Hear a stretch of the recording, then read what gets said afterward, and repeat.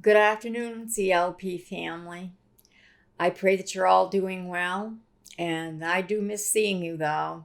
We saw robins yesterday on our lawn, so I think that means that spring is finally going to come. I thought that little tail feathers would be frozen, but I guess they were happy, so that's a hope that we have that spring is coming. Um, One morning last week, I awoke before dawn and I was praying about this COVID-19 pandemic. Fear had gripped the nation and our lives had changed overnight. And I cannot remember a time in my lifetime where I'd experienced this kind of fear, except perhaps maybe when I was in high school.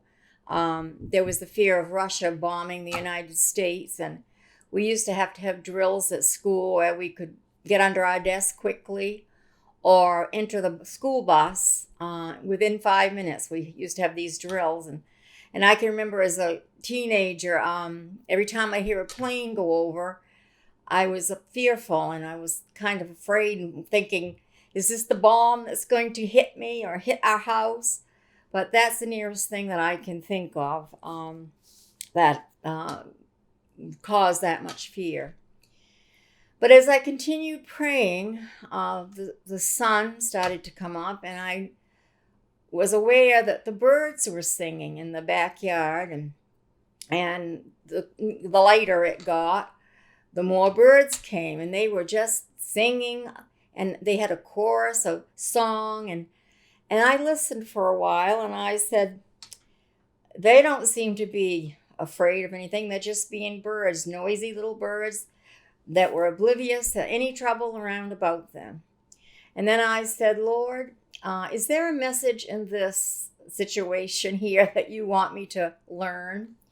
So I immediately went to the song. I thought of the song, His Eye is on the Sparrow. And I'm going to read the words to you to that song. It says, why should I feel discouraged? And why should the shadows come? And why should my heart feel lonely and long for heaven and home? If Ruth Tracy was here, I'd have her singing this. When Jesus is my portion, my constant friend is he. His eye is on the sparrow, and I know he cares for me. His eye is on the little sparrow, and I know he watches me. I sing because I'm happy. I sing because I'm free. His eye is on the sparrow, and I know he watches me. So I Googled this song to find out who the author was and the reason for the song. And I found out that Camilla Martin, who married an evangelist, D. William Martin, wrote this song. They were evangelists, and they were in the evangelistic ministry. And in 1905, they became friends with a couple who was experiencing severe problems.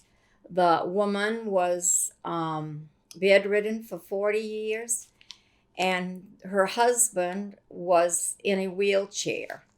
And yet, they were happy Christians, and they brought comfort to those that are around about them, and they were always being able to minister comfort to people. So Camilla, she asked the secret to their happiness, how they could be happy in the situation they were in. And the wife replied, because his eye is on the sparrow, and I know he watches me. So that was the inspiration behind the song. And that song is based on Matthew 10, 29 to 31. I'm going to read that now. It says, are not 2 sparrows sold for a copper coin? And not one of them falls to the ground apart from your Father's will. But the very hairs of your head are all numbered. Do not fear, therefore.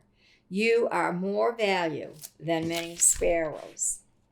In this portion, Here, Jesus has called his disciples together, and he's telling them and warning them about the persecution that's about to come upon them, that they're going to face situations and persecution, and some of the things are pretty gruesome. And yet up above there, he tells them to not fear people and not to fear those that can kill the body, but not the soul.